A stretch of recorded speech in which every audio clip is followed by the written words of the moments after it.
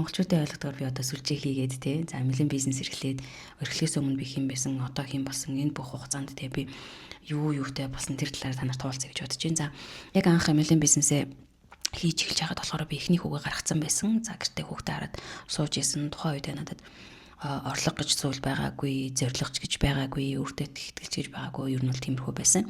За одоо яг бизнест одоо MLM-д ингээ орж ирээд болохоор би их завгүй болсон. Тэгээ дээрэс нь би ингээ яг сэтгэл готрч гэдэг юм уу, тийм зүйлд огт орж байгаагүй эхний үдэрээ. Тэрөөсөө завгүй хүн ч бол тэгж сэтгэл мэтгэлээр бол бас баг готрд юм шиг байгаа. Одоо би ингээ бодоод хахад за тэгээд өдөр тутмын орлого гэдэг зүйл надад ирсэн. За үүнээс гадна болохоор би компаниасаа Toyota Harrier гэдэг машиныг авч ирсэн. За 100% одоо төлөвлөлээд ингээд төлөвлөн би ингээд машин авч ирсэн байдаг. За яг орон сууцны одоо урьдчилгаа болох 28 сая 500 мянган төгрөгийг бас компаниасаа авч ирсэн.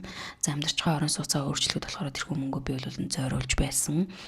За яг энэ бүх хугацаанд бол хамгийн одоо максимумда би 24 сая төгрөгийн орлогыг зөвхөн 1 сарын хугацаанд авсан. Тэгээ тогтмол бол сар болгон орлоготой байдаг, өдөр тутмын орлоготой байдаг. За мөн яг компанийнхаа зардлаар бол аялж исэн. За тэгээд ер нь нийтдээ компани үйлдвэрийн аялал одоо үзэж исэн. За ер нь нийтдээ бол компанитайгаа хамтдаа ингээд 5 удаа бол аялсан байгаа.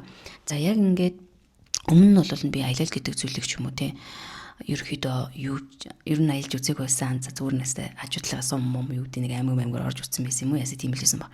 Тэгээ нэг удаа бол Солонгос явж исэн. Мэдээж монголчууд Солонгост аялахаа явдаггүй. Би ажил хийгээ явж исэн. Тэгээд яг тодорхой хэмжээнд би сарын Солонгост ажиллаж авах хугацаанд 3 сая 500 мянган төгрөгийн ажил хийгээд Монголд ингээд 7 сая төгрөгтэй ирж байхад надад маш их бахархалтай байсан. Учир нь гэх юм бол би 1 жил улсын байгууллагад ажиллаад 1 жил ажиллах цалингаа 2 сарын хугацаанд авсан байсан учраас надад маш гоё байсан. Тэгээд 7 сая төгрөгийн орлогыг хараад би өстэй баярлаад шинэ Монголын шинэ боён гэдэг шиг нэг сонгостой бодол төр буугаад ээж аваа хоёроо дуудаад хостел авч өгөөд мөнгө хөрөг авч өгөөд хоёуланд нь тэгжсэн. Тэгээ тэр айгуу санаанд тод үлдсэн байсан. Тэгээ ер нь бол би юу гэж бодож байсан бэ гэхээр ингээ үүнээс хойш ахиж ингээ гадаад явах юм бол дандаа гоё аялах юмсан гэдэг юм надад бодол байсан. Тэгээд хүний ингээ галтхан одоо бодсон бодол хүртэл хүний амьдралд бэлдэм бэлээ гэдэг зүйлийг би тэндээс олж мэдчихсэн. Тэгээ би компанитай хамт айгуу олон удаа аялсан. Хэрвээ магадгүй би төрөө албаа авч байсан бол эзэж тэгж аялж чадахгүй байх. Тэгээд ер нь бол яг миний хувьд гэх юм бол би яг MLM бизнес хийснээрээ өөрийгөө одоо бүр хүний амьдралыг тэ 360 градус хэдэн градус тийм маш олон одоо градусаар өөрийнхөө амьдралыг өөрчилсөн. Тэгээ намайг одоо жишээлбэл энэ чинь одоо бүх юм нэлттэй болсон миний хэм байсан одоо хэм байгааг бүгд л мэдчихэж байгаа шүү дээ. Тэр миний амьдрал бол ингэж өөрчлөгдсөн. Энэ бол мэдээж MLM-ийн л ач. Энийг хийдггүйсэн бол би одоо гэртээ хүүхдээ гаргаад хий нэгэн хүнээс одоо тэг гэр бүлийнхээ хүнээс ингээ санхүүгийн хувьд хараад ингээ байж ах байсан. Одоо бол би тийм өөрийн гэсэн хийх зүйлтэй, хоббитэй, хоёр дахь хүүгээ гаргаад ингээд өөрийнхөө ажил бизнесийг онлайнаар явуулаад байж идэг ийм юмхтэй болж чадсан байгаа. За хамгийн гой зүйл нь болохоор би өмнө нь ингээд нэг их тийм бүрэг даруухан тэгээд яг нэг өөрийгөө олоогүй ойлгоогүй ч гэдэм юм байсан. Тэгээс MLM-д орж ирээд би өөрийгөө нээж чадсан, маш олон сургалтуудад хамрагдаж чадсан. Тэгээд хувь хүнийхээ хувьд хөгжиж чадсан. Ер нь хүний хамгийн том зүйл бол хувь хүний хөгжил, сэтгэлгээний өөрчлөлт хийсэн цагт л хүний амьдрал тэр бүх зүйл өөрчлөгддөг юм байлээ. Тэгээд тэр бүх зүйлийг би MLM-ээс олж авсан учраас би MLM-д хайртай байдаг. Одоо ботл би ингээд бизнесээ хийдгээ. Тэгэхээр дараагийн 5 жил ч гэсэн өргөжлүүлэн би те маш ингээд одоо чин сэтгэлээс ажиллаа сайн хийн гэж бодож байгаа. За яг энэ бичлэгийг үзэж байгаа танд ингээд MLM-ийг хийгээд үзэх тийм бодол төрж гин үү? Хэрвээ төрж байгаа юм бол над руу бас холбогдоорой гэж би хэлмээр байна. Тэгээ ер нь бол хүн ингээд аюу тийм өөрчлөлтөнд одоо дургу амттан байдаг гэх юм уу да. Тэгээ миний хувьд гэх юм бол би ганц зүйлийг боддог байсан. Өөрчлөлт хүнд сайн сайхан зүйлийг авчирна гэдэгт итгэдэг. Тэгээ хүмүүс бол зарим нэг юм хүмүүс байдаг те одоо 5 тухтай бүстэй байгаад хийж дадсан ажиллаа хийгээд те ингээд байх нь сайн амьдрал, сайхан амьдрал гэж боддог хүмүүс байдаг. Тэгээ миний хувьд бол би өөрчлөлтийг одоо шүтдэг, өөрчлөлтийг өөрчлөлтийн тусламжтай бүх зүйл болно. Ямар нэгэн үйлдэл хийхийг хүсдэг, үйлдэл хөдөлмөрийн үр шимэл хүний амьдрал сайхан болно гэдэгт итгэдэг учраас өнөөдөр хүртэл ингээд одоо өөрчлөгдсөөр яваа.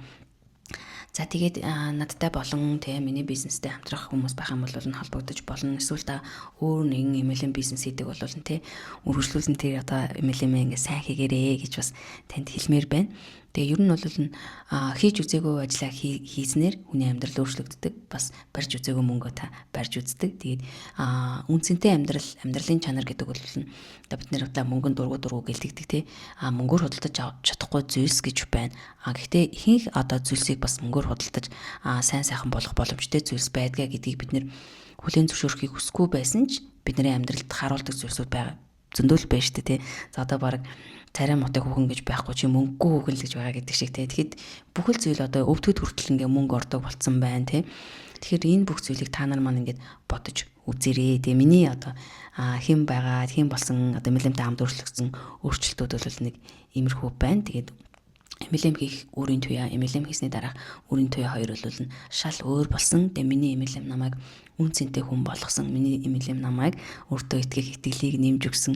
Тэгээ одоогийн энэ амьдарч байгаа таатай орон гэр, тэ найз нөхөд, үн цэн, үнлэмж бүх зүйлийг надад ингээ авчирч өгсөн байгаа. Тэгээ би бол өдрөөс өдөрт ингээд өөрчлөгдөөд шинжлэхдээ ингээд явж байгаа юм хөвтэй байгаа. Тэгээ би ахиж бол төрийн ажил ч юм уу те одоо би хийж чадахгүй байх гэж боддог. Тэгээ үнжлөөтэй бизнес хийгээд за ингээд ирэхээрээ цагийн хувьд хавчигдмал байгаад хөдөлмөрөө бага үнэлүүлдэг газар хүн байхыг хүсдэггүй. Маш олон хүмүүс сонирхдаг. Мэдээж чи одоо хуучин ажилдаа орох ч гэдэг юм уу ингэж сонирхдаг. Тэгэхээр би бол үгүй гэж боддог. Тэгээ илүү намайг үнэлдэг, өөрийгөө үнэлдэг газар би байхыг хүсдэг болсон байгаа. Таач бас өөрийгөө таныг одоо тий үнэлдэггүй тэр газараас ингээд холдож сураарэ гэж одоо би танд бас зөвлөмөр байна. За тэгээд энэ хүртэл миний бичлэгийг үзсэн танд бүр маш их баярлалаа. Кис. Тэгээд энэ хүртэл үзсэн бол энэ бичлэгний доор кис гэдэг үлдээгээрэй.